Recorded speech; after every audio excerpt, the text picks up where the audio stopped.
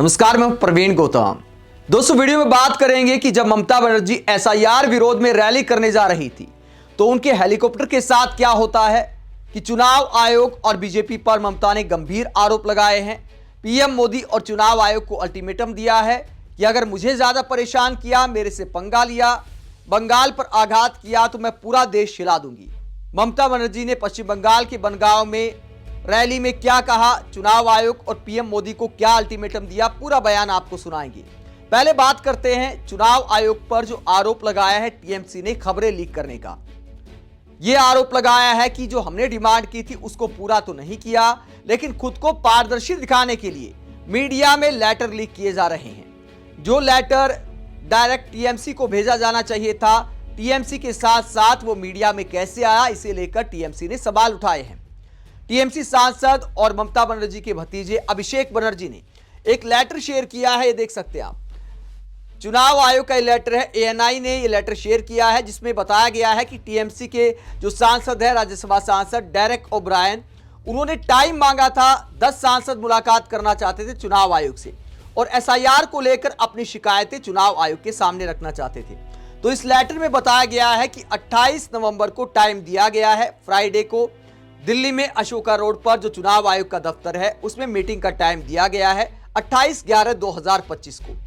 लेकिन 4 सांसदों को टाइम दिया गया है। 10 सांसदों का टाइम मांगा था टीएमसी ने, लेकिन 4 सांसदों को टाइम दिया गया है कि 4 सांसद 11 बजे मुलाकात कर सकते हैं। जब चुनाव आयोग का लेटर मीडिया में पहुंचा, एएनआई न्यूज एजेंसी के पास पहुंचा, तो अभिषेक बनर्जी से लेकर सवाल उठाते हैं। अभिषेक बनर्जी ने चुनाव आयोग पर टारगेट करते हुए कहा कि 10 एमपी के लिए टाइम मांगा गया था, वो सभी जनता के चुने हुए लोग हैं, ना कि चुनाव आयोग की तरह ऐसे लोग हैं जो कि सरकार ने चुने हैं। आगे वो कहते हैं कि जिस तरह से सेलेक्टिव लेटर लीक किए जा रहे हैं मीडिया में खुद को ट्रांसपेरेंट दिखाने के लिए चुनाव आयोग के द्वारा, वो सिर्फ दिखावा दिखाई देता है। चुनाव आयोग अगर वास्तव में भेदभाव नहीं करता है, ट्रांसपेरेंट है, तो 10 सांसदों को टाइम देने से आखिरकार चुनाव आयोग डर क्यों गया। चुनाव आयोग को जवाब देते हुए टीएमसी ने क्या लिखा है, टीएमसी ने क्या कहा है। जब 10 सांसदों का टाइम दिया गया तो टीएमसी की तरफ से क्या कहा गया। जब चुनाव आयोग ने मिलने का टाइम दिया तो टीएमसी ने 4 सांसदों की परमिशन को लेकर सवाल उठाते हुए कहा, अगर चुनाव आयोग वास्तव में पारदर्शी है तो वो सिर्फ 10 सांसदों से मिलने से क्यों डर रहा है, बंद दरवाजों के पीछे क्यों छिप रहा है, लोकतंत्र को किसी गुप्त संगठन की तरह क्यों चला रहा है। यह है हमारी सीधी चुनौती। बैठक खुली रखे, यानी जो 28 नवंबर को बैठक हो रही है उसे खुली रखने की डिमांड की है टीएमसी ने। उसके बाद डिमांड की है कि पूरी बैठक को लाइव दिखाएं ताकि पूरा देश देख सके। हमारी टीम द्वारा पूछे जाने वाले 5 सीधे सवालों के जवाब दें। अगर आयोग वास्तव में निष्पक्ष है तो उसे डरने की जरूरत नहीं। अगर वो सचमुच पारदर्शी है तो अपनी छवि बचाने के लिए बंद कमरे की ब्रीफिंग की जरूरत क्यों है। तो असलियत क्या है? क्या चुनाव आयोग अपने कदमों को सार्वजनिक जांच के लिए सामने लाने की हिम्मत दिखाएगा या फिर केंद्र की सत्ताधारी पार्टी का एक बंद दरवाजा विस्तार बनकर काम करता रहेगा? चुप्पी ही सबसे बड़ा कबूलनामा होगी। तो चुनाव आयोग से 28 नवंबर की मीटिंग के लिए 3 डिमांड की है मुख्य तौर पर टीएमसी ने कि मीटिंग का लाइव टेलीकास्ट किया जाए, लाइव खुले में किए जाए, चुनाव आयोग को डरना नहीं चाहिए और 10 एमपी को परमिशन क्यों नहीं दी गई। तो ये सारे सवाल चुनाव आयोग से पूछे हैं टीएमसी ने कि 5 सवालों का जवाब दें अगर हिम्मत है चुनाव आयोग के अधिकारियों में। वहीं ममता बनर्जी ने चुनाव आयोग पर किस बात को लेकर सवाल उठाए हैं। ममता बनर्जी ने पहले अपने कार्यक्रम को लेकर सवाल उठाया, उनके हेलीकॉप्टर के साथ क्या सीन होता है। बनगांव में उनकी एसआईआर के विरोध में रैली थी, वहां पर वो पब्लिक से मुलाकात करती हैं। सारी तस्वीरें सामने आई हैं कि बनगांव में किस तरह भारी भीड़ ने ममता बनर्जी का स्वागत किया और वहां पर वो क्या कहती हैं, वो क्या आरोप लगाती है कि चुनाव आयोग एसआईआर के बीच किस तरह से परेशान कर रहा है। अभी चुनाव नहीं है फिर भी चुनाव आयोग और मोदी सरकार मिलकर परेशान कर रही है, ये आरोप लगाया है ममता बनर्जी ने। और क्या आरोप लगाया हेलीकॉप्टर को लेकर। एसआईआर के विरोध में रैली में लेट आने पर ममता बनर्जी ने भीड़ के सामने कहा, अगर उन पर किसी तरह का हमला हुआ तो वो पूरा भारत हिला देंगी। मैं देर से पहुंची क्योंकि मैं हेलीकॉप्टर का इस्तेमाल नहीं करती। आज हेलीकॉप्टर जाना था लेकिन सुबह जानकारी मिली कि उड़ान नहीं भरेगा। चुनाव शुरू भी नहीं हुआ और टकराव पहले से शुरू कर दिया। अच्छा हुआ मैं पैदल ही लोगों से मिलती हुई आ गई।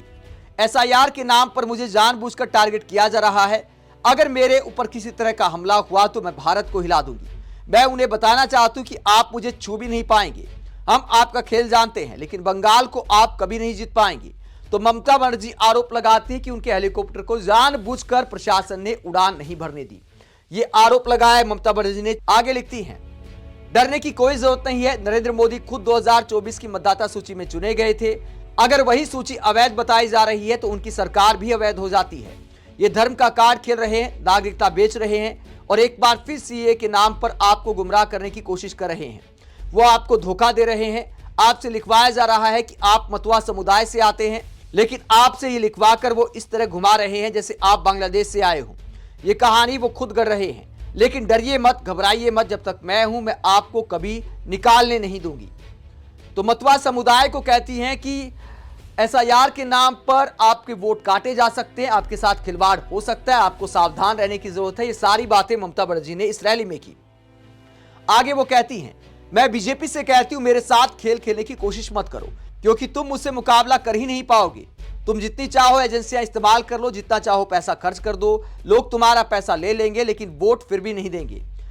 तुम उन्हें 1 महीने के लिए पैसा दे सकते हो, लेकिन उसके बाद क्या? लोग रोजगार की सुरक्षा, लोकतंत्र और गरिमा चाहते हैं। जिन्होंने वोट दिया है वो सरकारी योजनाओं के लाभार्थी हैं, जो यहाँ पीढ़ियों से रह रहे हैं। उन्हें तुम मिटा नहीं सकते। जनता सरकार चुनती है, लेकिन आज सिस्टम को तोड़ा मरोड़ा जा रहा है। आज चुनाव आयोग ही तय करना चाहता है कि सरकार कौन चुनेगा। एक संस्था जो निष्पक्ष होनी चाहिए थी, उसे बीजेपी आयोग में बदल दिया गया है। तो चुनाव आयोग पर गंभीर आरोप लगाती ममता बनर्जी। टीएमसी और ममता बनर्जी लगातार चुनाव आयोग पर हमलावर हैं और यह आरोप लगाया जा रहा है कि कर्मचारियों को भी परेशान किया जा रहा है। बीएलओ की परेशानी को लेकर ममता बनर्जी ने मुख्य चुनाव आयुक्त ज्ञानेश कुमार को एक चिट्ठी भी लिखी थी और कहा था कि तुरंत एसआईआर को रोका जाए, क्योंकि बीएलओ परेशान हो गए हैं, सरकारी काम करना मुश्किल हो गया है, बहुत सारे किसानों के सामने समस्या खड़ी हो गई है, तो सारा झमेला हो गया है। ये आरोप लगाया है टीएमसी ने कि टाइमलाइन बहुत कम है, ऐसे में इतने बड़े प्रदेश में एसआईआर इतनी जल्दी करना इंसानी हद में नहीं है। ये बात की थी ममता बनर्जी ने, लेकिन फिर भी एसआईआर जारी है। तमाम राज्यों से शिकायतें सामने आ रही हैं। ममता बनर्जी आरोप लगा रही हैं कि चुनाव आयोग बीजेपी के साथ मिलकर काम कर रहा है और अगले चुनाव को लेकर उनके खिलाफ प्लानिंग की जा रही है। लेकिन वो चेतावनी दे रही हैं कि अगर कुछ गड़बड़ की कोशिश की तो मैं पूरा देश हिला दूंगी। इससे पहले टीएमसी की सांसद महुआ मोइत्रा ने भी मुख्य चुनाव आयुक्त ज्ञानेश कुमार को एक चेतावनी दी थी। ये चेतावनी दी थी कि हम बीएलओ के मामले पर आपके चुनाव आयोग के सामने दिल्ली में अशोका रोड पर विरोध प्रदर्शन भी कर सकते हैं, आपके दफ्तर के सामने, और आपके लिए हालात संभालने मुश्किल हो जाएंगे। आप इस पूरे मुद्दे को लेकर क्या सोचते हैं? कमेंट बॉक्स में अपनी राय जरूर दें। साथ ही चैनल को सब्सक्राइब भी करें। नमस्कार।